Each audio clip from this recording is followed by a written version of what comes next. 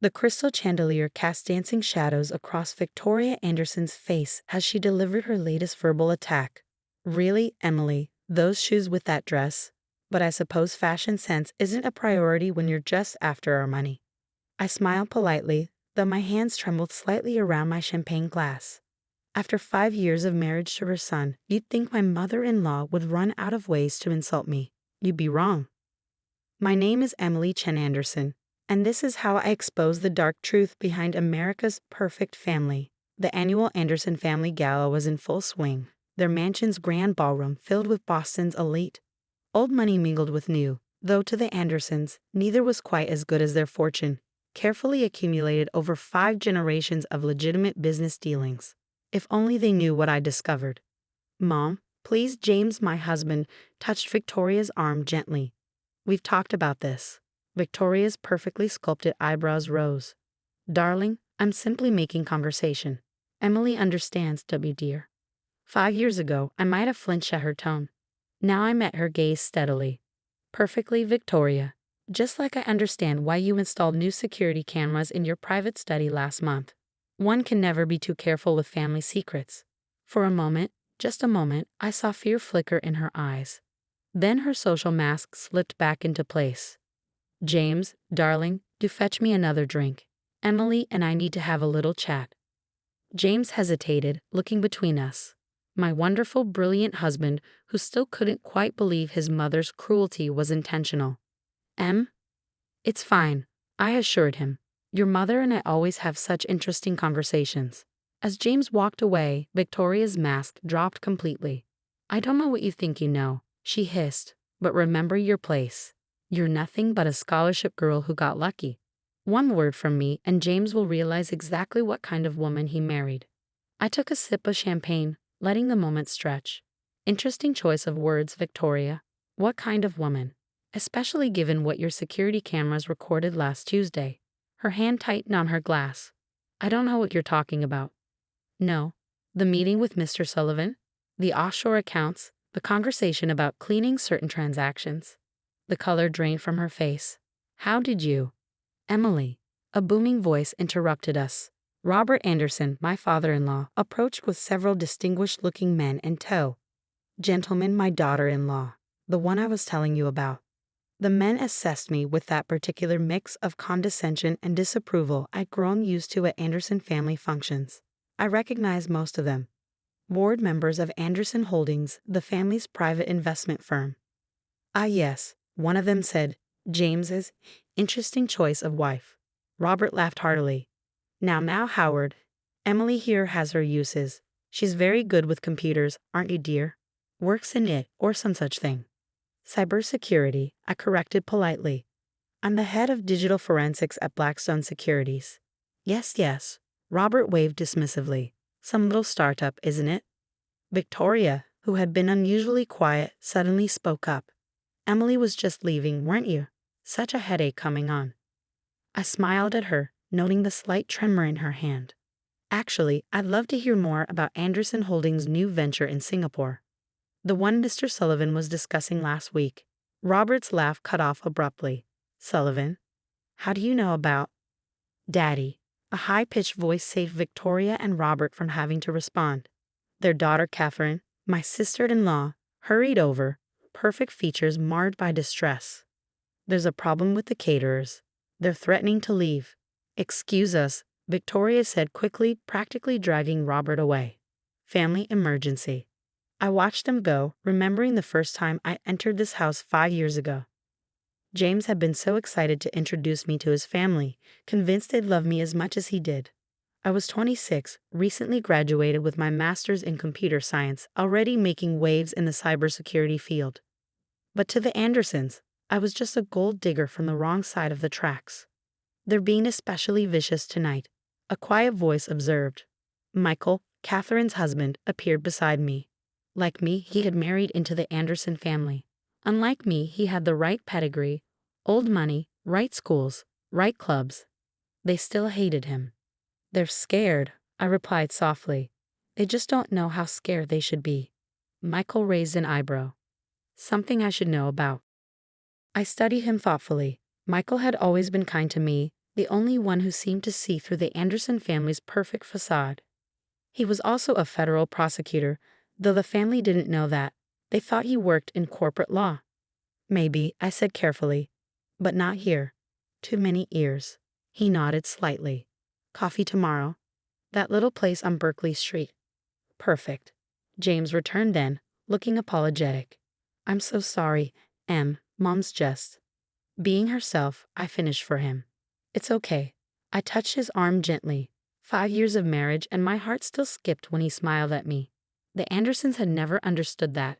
They thought I must have trapped him somehow, convinced this handsome, wealthy heir to throw away his potential on a middle-class Asian American girl. Want to get out of here? He asked. We could grab late dinner at that Thai place you love. Actually, I glanced at my phone. I need to stop by the office. Emergency with a client's security system. On Saturday night. Cybercriminals don't take weekends off. I kissed his cheek. Don't wait up. As I drove away from the Anderson estate, I thought about what I discovered 3 weeks ago. A routine security audit for one of my clients had led me down an unexpected path. Suspicious transactions, shell companies, carefully hidden money trails, all leading back to Anderson Holdings. At first, I couldn't believe it. Didn't want to believe it, but the evidence was irrefutable.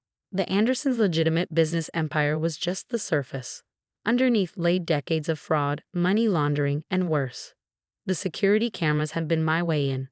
Victoria, so proud of her state-of-the-art surveillance system, never imagined that someone could use it against her. She didn't understand that in our digital age, every camera is a potential window, every microphone a possible leak. In her private study, she and Robert had spoken freely about things they should have kept hidden. The cameras caught everything, the meetings, the phone calls, the documents hastily shredded. But they didn't know about the backup servers, the cloud storage, the digital trails they left behind. I pulled into the empty parking lot of Blackstone Securities. The little startup Robert had dismissed was actually one of the most respected cybersecurity firms in the country. We handled digital security for banks, corporations, and government agencies. My team had developed software that could track and trace digital footprints across the darkest corners of the internet. Inside my office, I logged into the secure server where I'd been collecting evidence. 5 years of subtle investigation, of paying attention when they thought I was just the quiet daughter-in-law in the corner. Every snide comment, every dismissive gesture had only made me look closer, dig deeper. My phone buzzed. A text from James. Coming home soon. I stared at his message, heart heavy. James, who had stood up to his family to marry me, who believed in me when everyone told him I was just after his money, who had no idea that his entire world was about to shatter. On my way, I typed back. But first, I had one more thing to check. The Anderson Estate's security feed appeared on my screen. In Victoria's study, she and Robert were having an agitated discussion. I turned up the volume. She knows something, Victoria was saying. Did you see how she mentioned Sullivan? Impossible, Robert replied, but he didn't sound convinced. She's just fishing. There's no way she could access.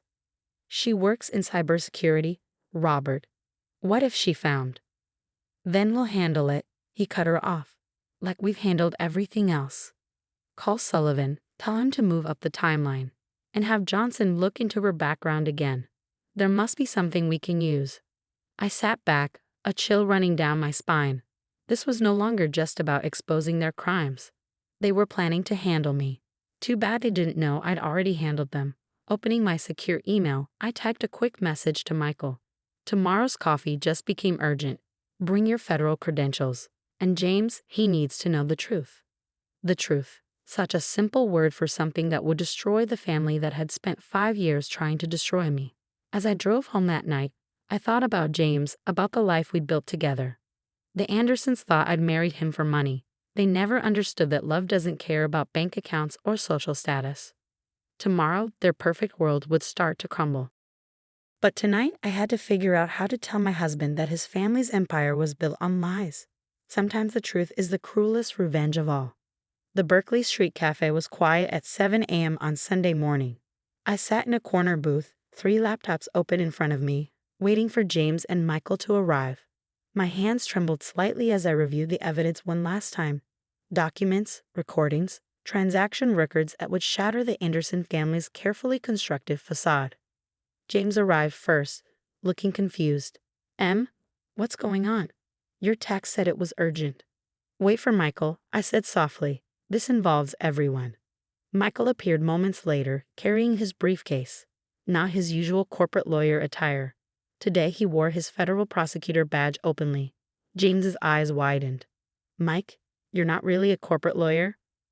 No, Michael sat down heavily, and after Emily's message last night, I made some calls. The FBI is very interested in what she's found. I reached across the table, taking James's hand. Honey, what I'm about to show you, it's going to change everything. But I need you to remember that I did this to protect you, to protect us.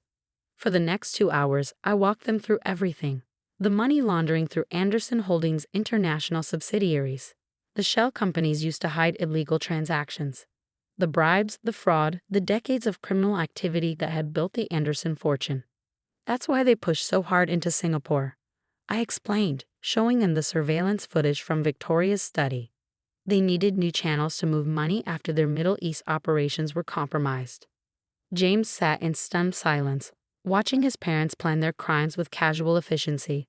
How long? He finally asked, his voice hoarse. How long have you known?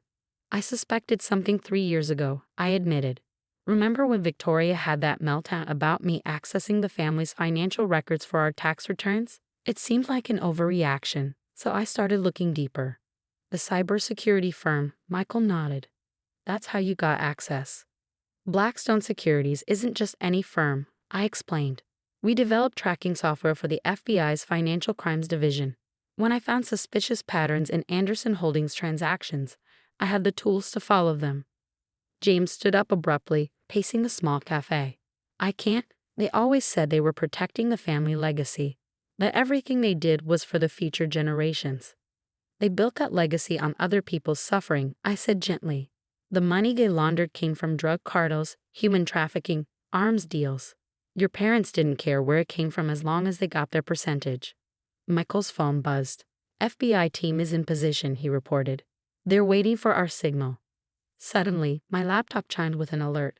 I quickly pulled up the Anderson Estates security feed. They're moving, I said, watching Victoria and Robert hurry through their study.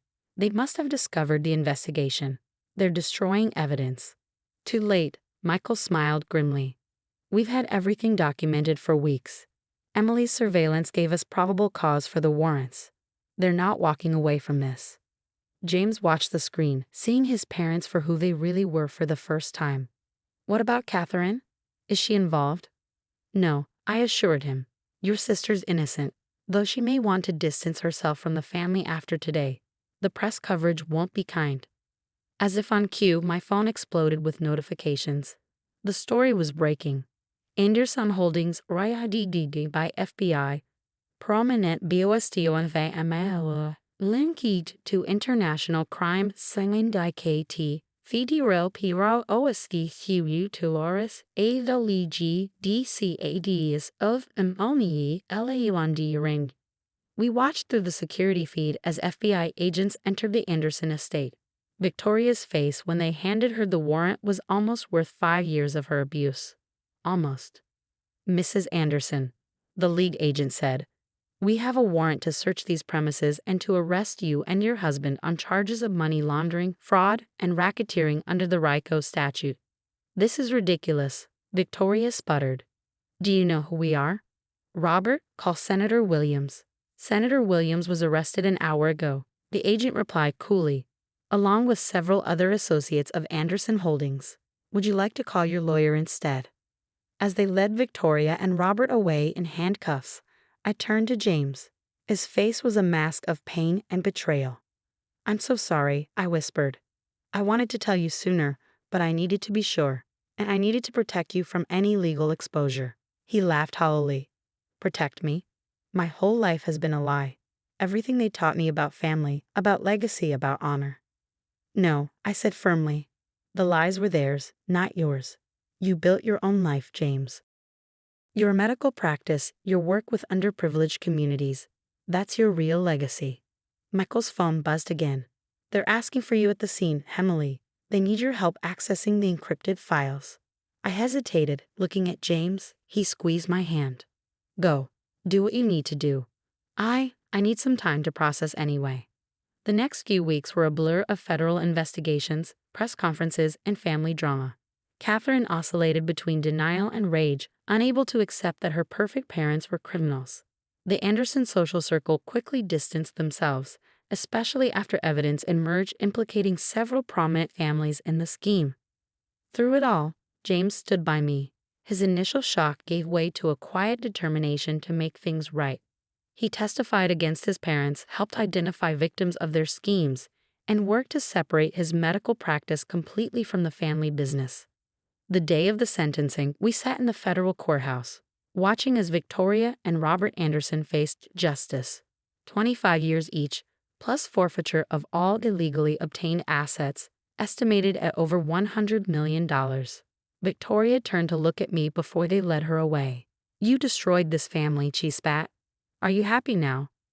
I met her gaze calmly. No, Victoria. You destroyed this family the moment you chose greed over integrity. I just exposed the truth. Later that night, James and I sat on our balcony, looking out over the city. You know what's ironic? He said, breaking a long silence. They spent 5 years accusing you of being after their money, but you're the one who gave up $100 million inheritance to do the right thing. I leaned against him, remembering all the times Victoria had called me a gold digger, all the times Robert had dismissed my career as a little hobby. Money was never what I wanted, I said softly. I just wanted them to accept me, to see me as more than my background or ethnicity. But in trying to prove myself worthy of their family, I discovered they weren't worthy of yours. James kissed the top of my head. We'll build our own legacy, he promised, one based on truth and integrity. 6 months later, we hosted a different kind of family gathering. Catherine and Michael were there, along with my parents and siblings. The old Anderson mansion had been sold, the proceeds going to a victims' compensation fund. Instead, we gathered in our modest garden. Catherine, finally emerging from her shock, had thrown herself into charitable work. Michael continued his role as federal prosecutor, now specializing in financial crimes. And James? I have an announcement, he said, standing to address our small group. The medical clinic is expanding.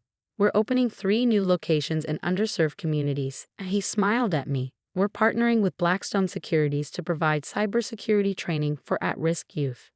I watched my real family, not the one that had rejected me, but the one we had chosen and built, celebrate this new chapter. Victoria and Robert had believed that family was about money, about appearances, about power.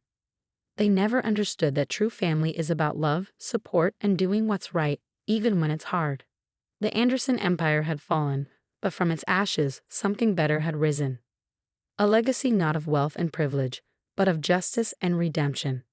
As for those security cameras that started it all, they're now evidence in a federal repository.